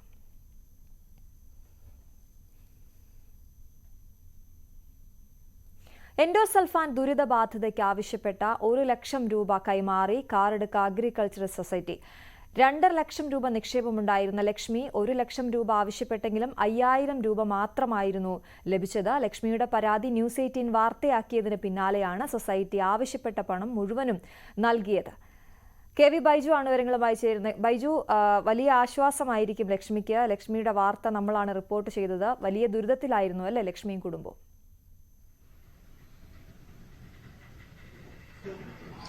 തീർച്ചയായും വളരെ സങ്കടകരമായിരുന്നു ഇവരുടെ അവസ്ഥ. ഈ ലക്ഷ്മിക്ക് സുപ്രീം കോടതി നിർദ്ദേശപ്രകാരം ലഭിച്ച 5 ലക്ഷം രൂപയിൽ നിന്നും 2.5 ലക്ഷം രൂപയാണ് ഇപ്പോൾ കാറടുക്ക സൊസൈറ്റിയിൽ നിക്ഷേപിച്ചിരുന്നത്. നമുക്കറിയാം, കഴിഞ്ഞ ദിവസമാണ് ഈ സൊസൈറ്റിയിൽ സെക്രട്ടറി 4.75 കോടി രൂപയുമായി ഇയാൾ തട്ടിപ്പ് നടത്തി ഒളിവിൽ പോയത്. ഈ പ്രതിയെ ഇതുവരെ പിടികൂടാൻ കഴിഞ്ഞിട്ടില്ല. രതീഷ് എന്ന സെക്രട്ടറിയാണ് ഇത്തരത്തിൽ ഒളിവിൽ പോയത്. ഇത് CPM നിയന്ത്രണത്തിലുള്ള ഒരു സൊസൈറ്റിയാണ്. ഇവിടെയാണ് ഇവർ 2.5 ലക്ഷം രൂപ നിക്ഷേപിച്ചിട്ടുണ്ടായിരുന്നത്. ഇതിൽ ഏറ്റവും പ്രധാനം, ഇവരുടെ സഹോദരി അതീവ ഗുരുതരാവസ്ഥയിൽ ക്യാൻസർ ബാധിച്ച ചികിത്സയാണ്. ആ ചികിത്സയ്ക്ക് വേണ്ട പണമാണ് ഇവർ ബാങ്കിൽ നിന്നും പിൻവലിക്കാൻ എത്തിയത്. പക്ഷേ 1000 രൂപ തരാമെന്നാണ് ഇവരോട് ആദ്യം ബാങ്ക് പറഞ്ഞത്. പിന്നീട് 5000 രൂപ മാത്രം നൽകി ഇവരെ പറഞ്ഞയക്കുകയായിരുന്നു.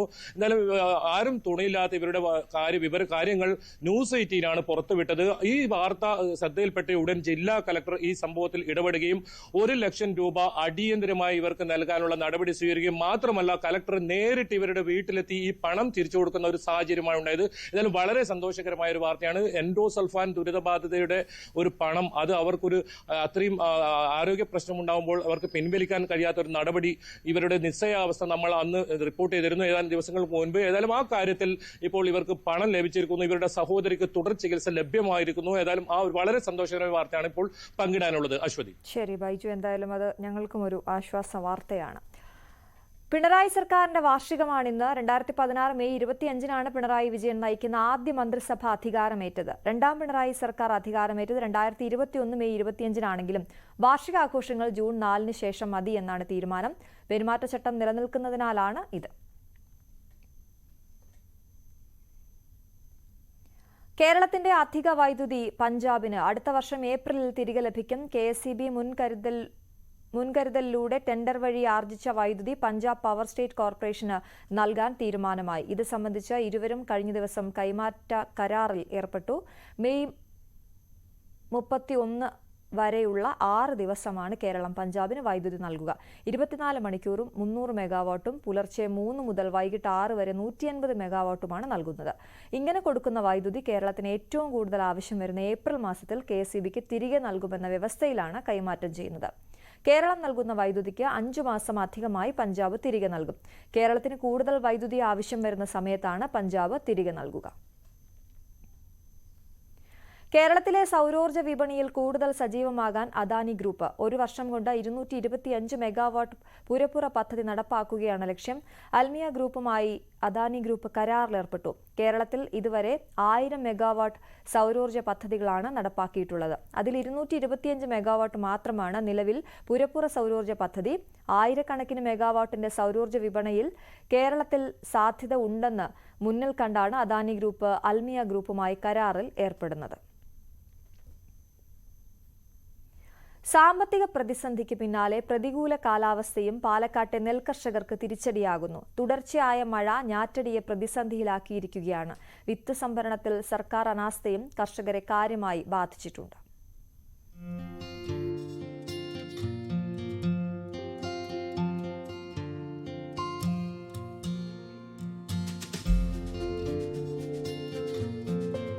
കഴിഞ്ഞ വർഷത്തെ ഒന്നാം വിളയിലും രണ്ടാം വിളയിലുമായി കർഷകരിൽ നിന്ന് നെല്ല് സംഭരിച്ച വകയിൽ കുടിശ്ശിക നൽകാനുണ്ട്. സർക്കാർ സംഭരിച്ച നെല്ലിന്റെ വില നൽകുന്നതിൽ ബാങ്കുകൾ അനാസ്ഥ തുടരുകയാണ്.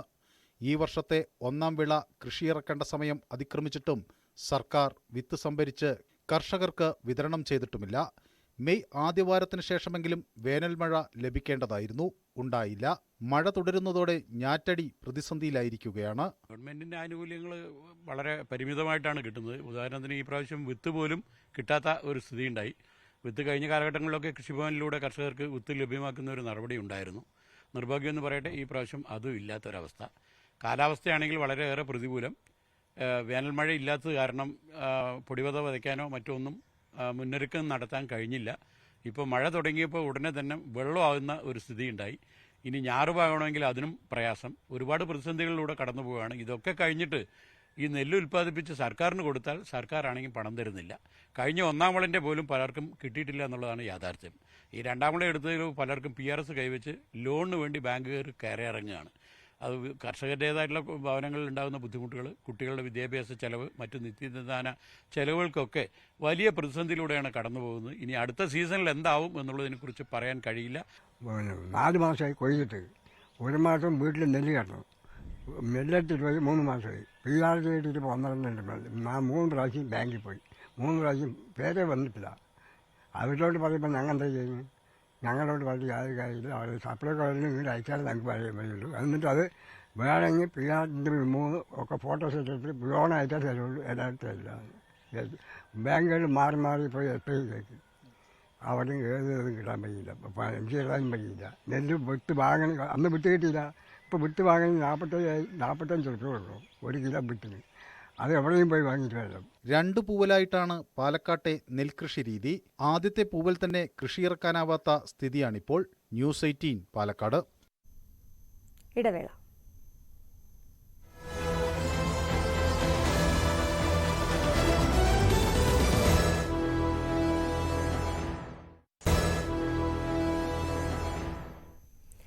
ദക്ഷിണേന്ത്യയിലെ ആനകളുടെ കണക്കെടുപ്പ് ഇന്ന് അവസാനിക്കും. വലിയ വെല്ലുവിളികൾ അതിജീവിച്ചാണ് വനവകുപ്പ് ആനകളുടെ കണക്കെടുപ്പ് പൂർത്തിയാക്കുന്നത്. കൊടുംകാട്ടിൽ ദുർഘടമായ സാഹചര്യത്തിലാണ് നടപടികൾ. മാറിവരുന്ന കാലാവസ്ഥയും പരിസ്ഥിതിയിലെ മാറ്റങ്ങളും വന്യജീവികളുടെ ജീവിതശൈലിയിൽ മാറ്റം വരുത്തുന്നുണ്ട്. ജനവാസ മേഖലയിൽ വന്യജീവി ആക്രമണം പതിവാകുന്ന ഇക്കാലത്ത് ആനകളുടെ കണക്കെടുപ്പ് നിർണായകമാകുന്നത് വിവിധ കാരണങ്ങൾ കൊണ്ടാണ്. ഈ ആനകളുടെ കണക്കെടുപ്പ് 3 ദിവസം വനം വകുപ്പ് എടുക്കുന്ന നടപടികൾ വലിയ റിസ്ക്കുള്ളതാണ്. കാരണം പലപ്പോഴും കാട്ടിനുള്ളിൽ തങ്ങി അവിടുത്തെ മഞ്ഞാണെങ്കിൽ മഴയാണെങ്കിൽ മഴ, അതെല്ലാം അതിജീവിച്ചുകൊണ്ടാണ് അവർ ഈ മിഷൻ പൂർത്തീകരിക്കുന്നത്. നമ്മോടൊപ്പം ഈ ഒരു മിഷൻ പങ്കെടുക്കുന്ന ടീം ചേരുന്നുണ്ട്. എങ്ങനെയാണ് ഈ ഒരു 3 ദിവസത്തെ മിഷൻ നിങ്ങൾ അക്കംപ്ലിഷ് ചെയ്യുന്നത്? എത്രമാത്രം റിസ്ക് ആണ് ഇതിനുള്ളത്? ഞങ്ങളെ സംബന്ധിച്ചിടത്തോളം വളരെ റിസ്ക്കാണ് ഈ കാലാവസ്ഥ, പ്രതികൂലമായ കാലാവസ്ഥ ഉള്ളത്. പിന്നെ മഴയാണെങ്കിലും വെയിലാണെങ്കിലും എന്താണെങ്കിലും എന്ത് റിസ്ക് ഉണ്ടെങ്കിലും നമ്മൾ ഇത് ചെയ്യാൻ ബാധ്യസ്ഥരാണല്ലോ. അതുകൊണ്ട് നമ്മളിത് എന്ത് ബുദ്ധിമുട്ട് സഹിച്ചിട്ടാണെങ്കിലും നമ്മളിത് ഈ മിഷൻ ഞങ്ങൾ പൂർത്തീകരിക്കും. സാധാരണ ഉൾക്കാട്ട് പോയാൽ തിരിച്ച് സ്റ്റേഷനിൽ എത്താൻ പറ്റാത്ത സാഹചര്യങ്ങളൊക്കെ ഉണ്ടാവാറുണ്ടല്ലോ. അപ്പോൾ എങ്ങനെയാണ് ആ ദിവസമൊക്കെ തങ്ങുക? രാത്രി എന്താ ചെയ്യുക? ആ ദിവസം നമ്മളവിടെ ക്യാമ്പ് ചെയ്തിട്ട് നമ്മൾ ഷെഡൊക്കെ താൽക്കാലികമായിട്ട് ടാർപ്പായൊക്കെ വലിച്ചു കെട്ടിയിട്ട് ഷെഡ് ഉണ്ടാക്കിയിട്ട് നമ്മൾ ഭക്ഷണമൊക്കെ ഉണ്ടാക്കിയിട്ട് അവിടെ തങ്ങുകയാണ് ചെയ്യുക. പിന്നെ അടുത്ത ദിവസം 7 മണിക്ക് സ്റ്റാർട്ട് ചെയ്യണമെന്നുണ്ടെങ്കിൽ നമ്മൾ തിരിച്ചു വന്നു കഴിഞ്ഞാൽ ഞങ്ങൾക്ക് അവിടെ എത്തിപ്പെടാൻ കഴിയില്ല. അതുകൊണ്ട് കുറച്ച് റിസ്ക് എടുത്തിട്ടാണെങ്കിലും ചിലപ്പോൾ ഈ മഴ പെയ്യുമ്പോൾ മഴയൊക്കെ ഉണ്ടാകുമ്പോൾ മഴയും മഞ്ഞും ഒക്കെ പല ഉൾക്കാട്ടിലേക്ക് പോയി കഴിഞ്ഞാൽ മഞ്ഞ് പെയ്തുകൊണ്ടേയിരിക്കും. അപ്പോൾ തണുപ്പും അതൊക്കെ വകവെക്കാതെ തന്നെയാണ് നമ്മളെ സ്റ്റാഫ് ഇതിന് വേണ്ടിയിട്ട് രംഗത്തിറങ്ങിയിട്ടുള്ളത്. രാത്രി സുരക്ഷിതമായ ഒരിടം കണ്ടെത്തി ക്യാമ്പ് ചെയ്യുക അല്ലേ? അതാണ് ഏറ്റവും വലിയ പ്രധാനം. സുരക്ഷിതമായ ഒരിടം കണ്ടെത്തി പിന്നെ ക്യാമ്പ് ചെയ്യുക. പക്ഷേ നമ്മുടെ കോൺഫിഡൻസ് ഉണ്ടല്ലോ, നമ്മുടെ ആത്മവിശ്വാസം, നമുക്ക് ഒന്നും വരില്ല എന്നുള്ളൊരു ആത്മവിശ്വാസം, അത് തന്നെയാണ് നമ്മുടെ ഏറ്റവും വലിയ വിശ്വാസം. എത്ര പേര് ടീമിലുണ്ടാവുക? സാധാരണ 5 പേരാണ്. സാധാരണ പിന്നെ ഒരു 3 സ്റ്റാഫും ഒരു 4 വാച്ചർമാരും അല്ലെങ്കിൽ 3 വാച്ചർമാരാണ് 5-6 പേര്, അല്ലെങ്കിൽ മാക്സിമം പോയാൽ ഒരു 6 പേര് അല്ലെങ്കിൽ ഒരു 5. മേഖലയെ പറ്റി കൃത്യമായി അറിയുന്ന ആളുകൾ, ഇത് പരിചയമുള്ള ആളുകൾ, ഇതിനോട് ബന്ധപ്പെട്ട ഒരുപാട് വർഷമായിട്ട് ഇപ്പോൾ നമ്മുടെ കൂടെയുള്ള ആളുകൾ, ഇവരൊക്കെ വാച്ചർമാർ ഒരുപാട് വർഷങ്ങളോളമായിട്ട് ഈ രംഗത്ത് പ്രവർത്തിക്കുന്ന ആളുകളാണ്. ഇവർക്ക് ഈ കാടിന്റെ പിന്നെ മുക്കും മൂലകളൊക്കെ അറിയാം. അതുകൊണ്ട് ഇവരുടെ സഹായം ഉണ്ടായതുകൊണ്ടാണ് ഞങ്ങൾക്ക് ഈ പ്രോസസ്സ് ഏറ്റവും കൂടുതൽ എളുപ്പമാക്കി തീർക്കാൻ സാധിക്കും. ഏത് വഴി ആന പോകും, ഏത് വഴിയാണ് അല്ലേ, എവിടെയാണ് ആനയുടെ സാന്നിധ്യം കൂടുതലുള്ളത്, ഏത് വഴി കൂടെയാണ് പോകുന്നത് എന്നൊക്കെ പെട്ടെന്ന് ഇവർക്ക് അറിയാൻ സാധിക്കും. ഇതിനിടയിൽ എന്തെങ്കിലും ഏതെങ്കിലും വന്യജീവികൾ ആക്രമിക്കുന്ന ഒരു അനുഭവം ഉണ്ടായിട്ടുണ്ടോ ഇങ്ങനത്തെ മിഷൻ? ആക്രമിക്കുന്ന അനുഭവങ്ങൾ ഉണ്ടായിട്ടുണ്ട്. അതായത് പിന്നെ നമ്മൾ ആക്രമണത്തിൽ നിന്ന് രക്ഷപ്പെടാനുണ്ടായിട്ടുള്ളത്. രക്ഷപ്പെടും.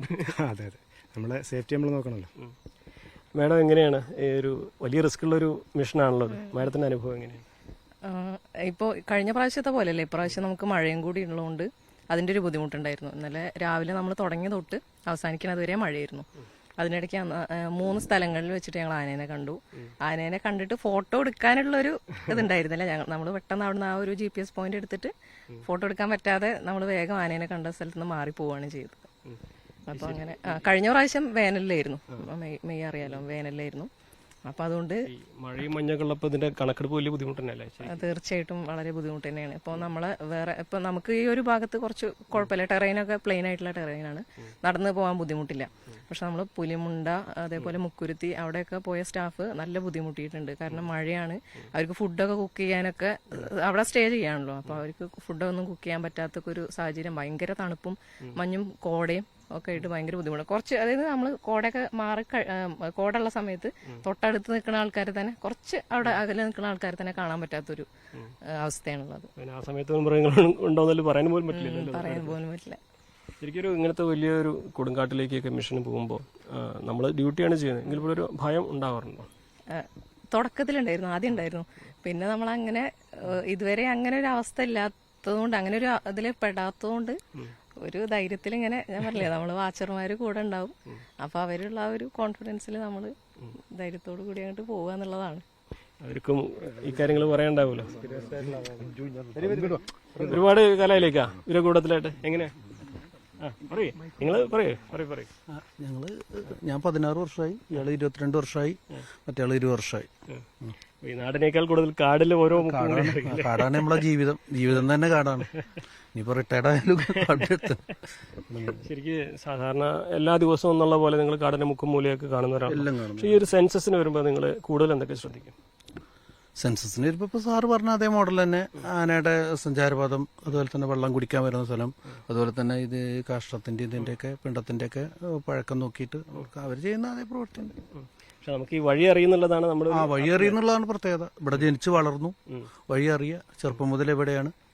സാധാരണ നമുക്കൊക്കെ ഈ കാട്ടിൽ ഏത് ദിക്കിൽ പോയാലും മേഘം കൂടി ഉണ്ടെങ്കിൽ കിഴക്കോ പടിഞ്ഞാറോ പോലും അറിയാൻ കഴിയില്ല. അതൊക്കെ ഞങ്ങൾ കിഴക്കോ പടിഞ്ഞാറൊക്കെ നോക്കിയിട്ട് തന്നെയാണ് സഞ്ചരിക്കാറ്. അഥവാ വഴി തെറ്റിപ്പോയാൽ, ഇപ്പൊ ഞങ്ങളൊക്കെ നാട്ടിൽ പഴയ കാലത്ത് പറയും പൊട്ടിയിരിക്കുക അറിയും, വഴിയൊക്കെ മാറിപ്പോകുന്ന. അപ്പൊ ഞങ്ങള് സൂര്യന്റെ സഞ്ചാരപഥം നോക്കിയിട്ട് തന്നെയാണ് നാട്ടിൽ ഇറങ്ങുന്നത്. അങ്ങനെ ഉണ്ടായിട്ടുണ്ടോ വഴി? അങ്ങനെ പല പ്രാവശ്യം ഉണ്ടായിട്ടുണ്ട്, ഇവിടുന്ന് തന്നെ അനുഭവിച്ചിട്ടുണ്ട്. ഞാൻ പെട്ടെന്നൊരു ഇത് മോഡല് എല്ലാ ഭാഗം നോക്കുമ്പോൾ ഒരേ മോഡൽ തോന്നും. ആ കടലിൽ ചെന്ന മോഡൽ, നടുക്കടൽ കയറി തന്നെ തോന്നും, എല്ലാ ഭാഗം പിന്നെ ഒരേമാതിരി തോന്നും. അതിൽ തന്നെ പൊട്ടിത്തിരിക്കും. പിന്നെ കുറെ ചുറ്റിയിട്ട് ഒരു ലൈൻ ഇട്ടിട്ട് അങ്ങനെ ഇറങ്ങും ഞങ്ങള്. അടയാളം വെക്കും. അടയാളം വെക്കും. വലിയ ബുദ്ധിമുട്ടൊക്കെ ഉള്ള സ്ഥലത്ത് നമ്മൾ മറക്കുന്ന സ്ഥലത്തൊക്കെ അടയാളം വെച്ചിട്ടൊക്കെ മറങ്ങിയെടുക്കാം. അങ്ങനെയൊക്കെയാണ്. ഇതിന് ഏതെങ്കിലും സമയത്ത് നമ്മളെ അന്യജീവികൾ ആക്രമിക്കുക ഓടുകയോ ചെയ്തിട്ടുണ്ടോ? ഓടിക്കാനൊക്കെ ഓടിച്ചിട്ടുണ്ട്. ഓടിച്ച് ഞങ്ങളൊക്കെ ഓരോ ഭാഗത്തേക്കൊക്കെ ഓടിക്കണ്ട് ഞങ്ങൾ കഴിച്ചിലായിട്ടുണ്ട്. വേറെ അതിന്റെ മുന്നിലൊന്നും പെട്ടിട്ടില്ല അതുവരെ. എന്നാലും പോണ സമയത്ത് പല സ്ഥലത്തും നമ്മൾ കാണലുണ്ട്. ഈ ആനകൾ കൂടുതലായിട്ട് അവരെ കുഞ്ഞുങ്ങളുള്ളപ്പോഴാണല്ലേ അതിന്റെ ഒരു കുഞ്ഞുങ്ങളുണ്ടാവും. പിന്നെ അത് ഈ കൂട്ടുണ്ടെങ്കിൽ നമുക്ക് വലിയ പ്രശ്നമൊന്നുമില്ല. ഈ ഒറ്റ ആനയാണ് പേടിക്കാല്ലേ. കൂട്ടത്തിനൊക്കെ നമുക്ക് നമ്മളെ ശബ്ദം ഇതൊക്കെ കേട്ട് കഴിഞ്ഞാൽ ഒക്കെ മാറിത്തരും. ഒറ്റയാനെയാണ് മനുഷ്യനെ നിർവഹിക്കുന്നത്. ഈ സാധാരണഗതിയിൽ ഭക്ഷണമൊക്കെ കരുതിയിട്ടാണല്ലോ വരിക. ഈ ഭക്ഷണം ഇല്ലെങ്കിൽ കാട്ടിനുള്ളിൽ ഭക്ഷണം കണ്ടെത്തും എങ്ങനെ? കാട്ടിൻ്റെ ഉള്ളിൽ നിന്ന് അങ്ങനെ ആദ്യമൊക്കെ എനിക്ക് പഴങ്ങളൊക്കെ കിട്ടിയിരുന്നു, മാങ്ങ അങ്ങനത്തെ ഒക്കെ. പിന്നെ അങ്ങനെ കിട്ടാറില്ല. ഇങ്ങനെയല്ല വെള്ളം, ചോല വെള്ളമൊക്കെ കുടിക്കും. അപ്പൊ പിന്നെ അതിന്റെ പരിശുദ്ധി ഒന്നും നമ്മൾ നോക്കില്ല. ജീവൻ നിലനിർത്തൽ അങ്ങനെ കുടിക്കും. എന്നാണെങ്കിൽ ഒരു മിഷൻ സക്സസ്ഫുൾ ആയിട്ട് പൂർത്തീകരിക്കാൻ പോകുമ്പോൾ ഈ ഒരു എടുക്കുന്ന റിസ്ക് ഒക്കെ അത് വലിയൊരു സംതൃപ്തി നൽകുന്നതാവുമല്ലോ അല്ലേ? വളരെ സംതൃപ്തിയുണ്ട്. കാരണം നമ്മൾ ഇത്ര റിസ്ക് എടുത്തിട്ടും ഇത് പിന്നെ പൂർത്തീകരിക്കാൻ സാധിക്കുന്നുണ്ടല്ലോ എന്നുള്ള ഒരു സംതൃപ്തി. സാർ, എത്രമാത്രം പ്രാധാന്യമുണ്ട് ഈ ഒരു കണക്കെടുപ്പിന്? നമ്മൾ ആനകളുടെ ഒരു സംരക്ഷണവും എല്ലാം കൂടി കണക്കെടുക്കുമ്പോൾ എത്രമാത്രം പ്രധാനപ്പെട്ടതാണ് ഈ ഒരു കണക്കെടുപ്പ്?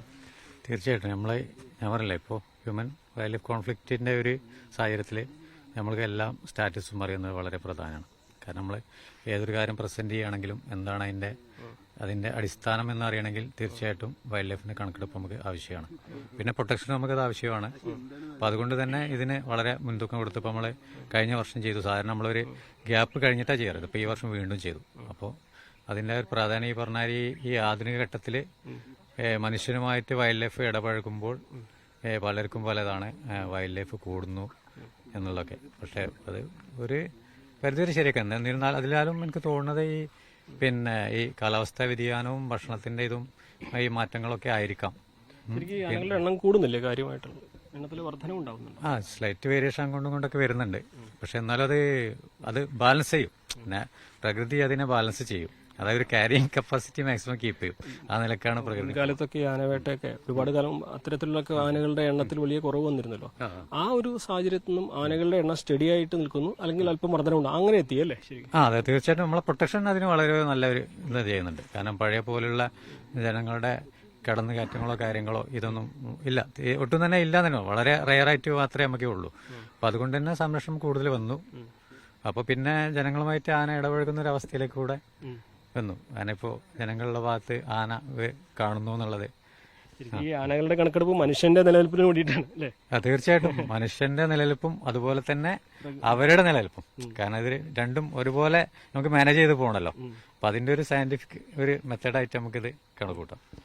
വളരെ പ്രധാനമാണ്. എന്തുകൊണ്ടാണ് ഈ ഒരു സെൻസസ് അല്ലെങ്കിൽ കണക്കെടുപ്പ് ഇത്ര പ്രധാനപ്പെട്ടതെന്ന് ചോദിച്ചാൽ അതിന്റെ ഉത്തരമാണ് അദ്ദേഹം വിശദീകരിച്ചത്. അതായത് ആനകളുടെ എണ്ണത്തിലുണ്ടാകുന്ന മാറ്റം, അവരുടെ സ്വഭാവത്തിലുണ്ടാകുന്ന വ്യത്യാസം, അത് മനുഷ്യന്റെ നിലനിൽപ്പിന് അല്ലെങ്കിൽ കാട് ഇറങ്ങി വരുന്ന ഈ വന്യജീവികളുടെ സ്വഭാവം എന്തുകൊണ്ട് അത്തരത്തിൽ മാറുന്നു എന്ന ചോദ്യങ്ങൾക്കൊക്കെ ഉത്തരം നൽകുന്ന ഒരു കാര്യം കൂടിയാണ്. അതുകൊണ്ട് തന്നെ ദക്ഷിണേന്ത്യയിൽ ഇപ്പോൾ നടക്കുന്ന ഈ സെൻസസ് വളരെ പ്രധാനപ്പെട്ടതാണ്. അത് വരും കാലത്തേക്ക് ഒരു ദിശ സൂചിക കൂടിയാണ്. കാരണം മാറി വരുന്ന കാലാവസ്ഥാ വൈവിധ്യമാകട്ടെ, മറ്റ് വ്യതിയാനങ്ങളാവട്ടെ, അതൊക്കെ ജീവികളുടെ സ്വഭാവത്തിലും എത്രമാത്രം മാറ്റം വരുത്തി എന്നത് ഈ പ്രകൃതിയുടെ തന്നെ മാറ്റങ്ങളെ അറിയാനുള്ള ഒരു ദിശ സൂചികയാണ്. അതുകൊണ്ട് തന്നെയാണ് ഈ ഒരു സെൻസസ് വളരെ പ്രധാനപ്പെട്ടതാവുന്നതും. അച്ഛന്റെ ആഗ്രഹം പോലെ മീനാക്ഷി എല്ലാ വിഷയങ്ങൾക്കും A+ നേടി. പക്ഷെ മുന്നോട്ടുള്ള പഠനം ഇനി എങ്ങനെയെന്ന് മീനാക്ഷിക്ക് അറിയില്ല. അച്ഛനും അമ്മയും ആശുപത്രി കിടക്കയിൽ കഴിയവെയാണ് മീനാക്ഷി SSLC പരീക്ഷ എഴുതിയത്. വിജയത്തിന്റെ മധുരം പങ്കുവെക്കുന്നതിന് മുൻപ് അർബുദബാധിതനായിരുന്ന അച്ഛൻ യാത്രയായി. കൂലിവേലക്കാരനായ ഇടുക്കി നെടുകണ്ടം മാവടി സ്വദേശി സതീഷിന് 3 വർഷം മുൻപാണ് കഴുത്തിൽ ക്യാൻസർ സ്ഥിരീകരിച്ചത്. തിരുവനന്തപുരം RCCയിലായിരുന്നു തുടർ ചികിത്സ. മകൾ മീനാക്ഷി SSLCക്ക് ഉന്നത വിജയം നേടണമെന്നും പഠിച്ച് മിടുക്കിയാകണമെന്നും സതീഷിന് വലിയ ആഗ്രഹമായിരുന്നു.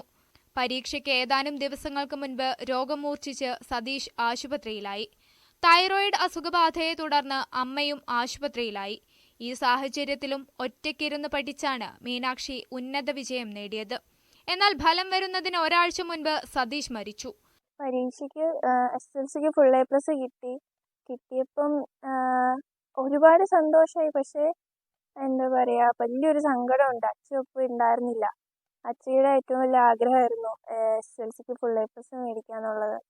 അച്ഛൻ ഒപ്പം ഉണ്ടായിരുന്നില്ല എന്നുള്ളതൊരു വലിയ കുറവ് തന്നെയാണ്.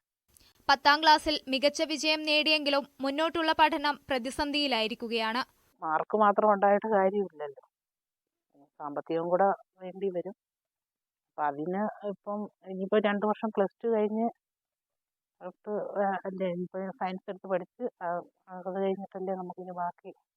നാട്ടുകാരുടെ സഹായത്തോടെയാണ് സതീഷിന്റെ ചികിത്സാ ചെലവുകൾ നടത്തിയിരുന്നത്. ഡോക്ടറാകണമെന്ന മീനാക്ഷിയുടെ ആഗ്രഹം ഇനി എങ്ങനെ സഫലമാകുമെന്നാണ് ആശങ്ക. കുടുംബത്തിന്റെ അവസ്ഥ പരമദയനീയമാണ്. അച്ഛന് പെയിന്റിംഗ് തൊഴിലാളിയായിരുന്നു. ജോലി ചെയ്താലും ജീവിച്ചുകൊണ്ടിരുന്നു. 3 വർഷമായിട്ട് ക്യാൻസറായി. ഒരു ഘട്ടത്തിൽ അത് ക്രിട്ടിക്കലായി. ആ ക്രിട്ടിക്കലായ ഘട്ടത്തിൽ തന്നെയാണ് അമ്മയ്ക്കും തൈറോയ്ഡ് വന്ന് ഓപ്പറേഷൻ സജസ്റ്റ് ചെയ്ത്, അങ്ങനെ അച്ഛനും അമ്മയും ഒരേപോലെ ഹോസ്പിറ്റലായ ഘട്ടത്തിലാണ് കൊച്ചിൻ്റെ പരീക്ഷ നടക്കുന്നത്. ഇത്രയും സാഹചര്യത്തിലായിട്ട് പോലും അവൾ നന്നായി പഠിച്ച് ഫുൾ A+ മേടിച്ചു. അവളുടെ വലിയ ആഗ്രഹം ഡോക്ടറാകണമെന്നാണ്. അച്ഛന്റെ ആഗ്രഹം സാധിച്ചതുപോലും പങ്കുവയ്ക്കാൻ മീനാക്ഷിക്ക് സാധിച്ചില്ല. തുടർന്നുള്ള യാത്രയിൽ സഹായമായി ആരെങ്കിലും എത്തുമെന്ന പ്രതീക്ഷയിലാണ് ഈ കുടുംബം. ന്യൂസ് 18 ഇടുക്കി. കോൺക്രീറ്റ് ശില്പങ്ങളിലൂടെ വിസ്മയം തീർക്കുന്ന കോതമംഗലം സ്വദേശി ബേബിയുടെ വിശേഷങ്ങളാണ് ഇനി. നിരവധി വന്യമൃഗങ്ങളെയാണ് ബേബി ഇതിനോടകം നിർമ്മിച്ചത്.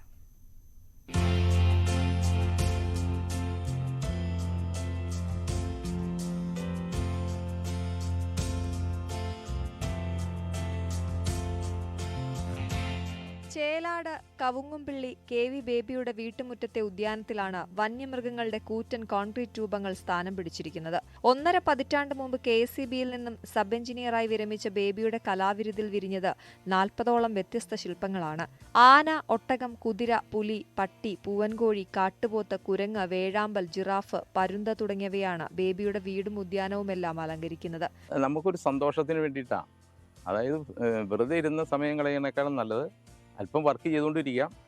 അത് ഒരു സന്തോഷവും കിട്ടും. വൈകുന്നേരം ആകുമ്പോൾ നമുക്ക് ഇതിനൊക്കെ ചെയ്തു എന്നുള്ളൊരു സ്റ്റാൻഡിൽ നമുക്ക് സന്തോഷമാകും.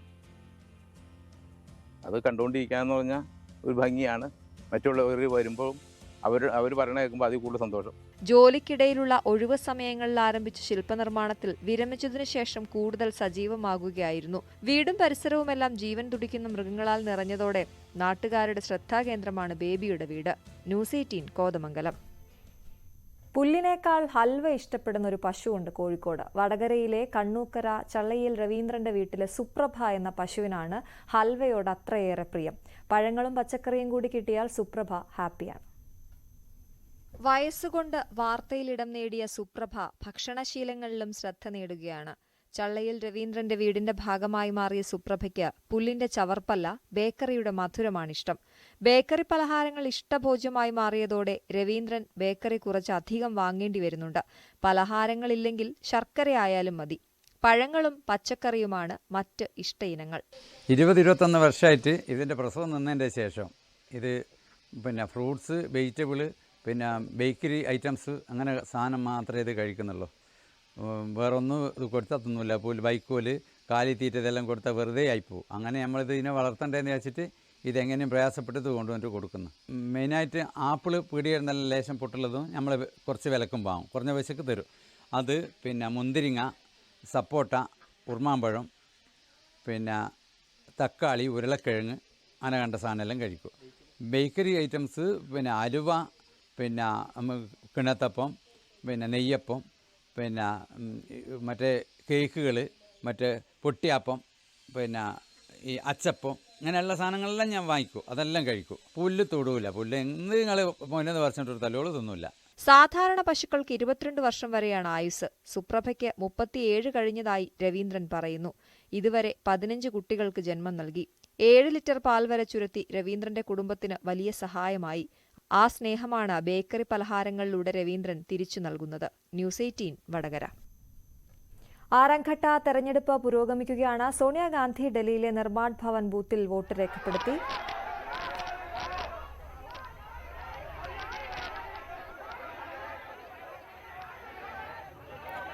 രാഹുൽ ഗാന്ധിയും സോണിയയ്ക്കൊപ്പമുണ്ടായിരുന്നു. വോട്ട് രേഖപ്പെടുത്തിയ ശേഷം അടങ്ങുന്ന ദൃശ്യങ്ങളാണ് കണ്ടത്.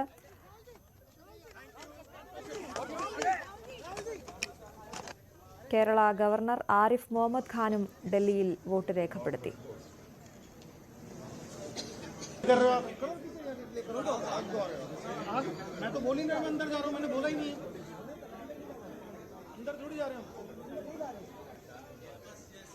This is the festival of democracy, celebration of the rights of the sovereignty of the people of India.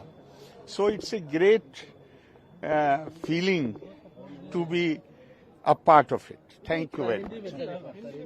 Sir, मैं मानता हूं कि ये देश जितनी जल्दी हम आशा कर रहे हैं उससे पहले ही विश्व की बड़ी ताकत बन के उभरेगा। और ये चुनाव जो है ये तो लोकतंत्र का त्योहार है। जो सार्वभौमिक सत्ता है हमें याद दिलाता है कि सार्वभौमिक सत्ता का स्रोत इस देश का साधारण नागरिक है और इसमें गर्व की अनुभूति होती है कि हम इस लोकतंत्र का हिस्सा हैं। हम इस जो आम बिल्कुल साधारण व्यक्ति की जो अधिकार है हम उसका त्योहार मना रहे हैं। കായിക വാർത്ത നോക്കാം. സൺറൈസേഴ്സ് ഹൈദരാബാദ് IPL ഫൈനലിൽ ചെന്നൈയിൽ നടന്ന രണ്ടാം ക്വാളിഫയറിൽ രാജസ്ഥാൻ റോയൽസിനെ 36 റൺസിന് തോൽപ്പിച്ചാണ് ഹൈദരാബാദ് ഫൈനലിൽ കടന്നത്.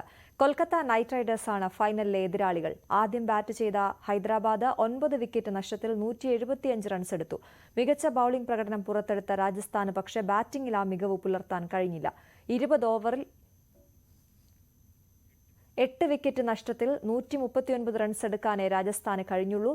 രാജസ്ഥാന് വേണ്ടി ധ്രുവ് ജുറൽ അർദ്ധ സെഞ്ചുറി നേടിയപ്പോൾ ഹെൻറിച്ച് ക്ലാസന്റെ അർദ്ധ സെഞ്ചുറി പ്രകടനമാണ് ഹൈദരാബാദിനെ തുണച്ചത്. രാജസ്ഥാന് വേണ്ടി ആവേശ് ഖാനും ഹൈദരാബാദിന് വേണ്ടി ഷഹബാസ് അഹമ്മദും 3 വീതം വിക്കറ്റ് വീഴ്ത്തി. ഞായറാഴ്ചയാണ് ഫൈനൽ. വാർത്താരംഭം പൂർണ്ണമാവുകയാണ്. ഇനി ന്യൂസ് ട്രെൻഡ്സ് കാണാം. നമസ്കാരം.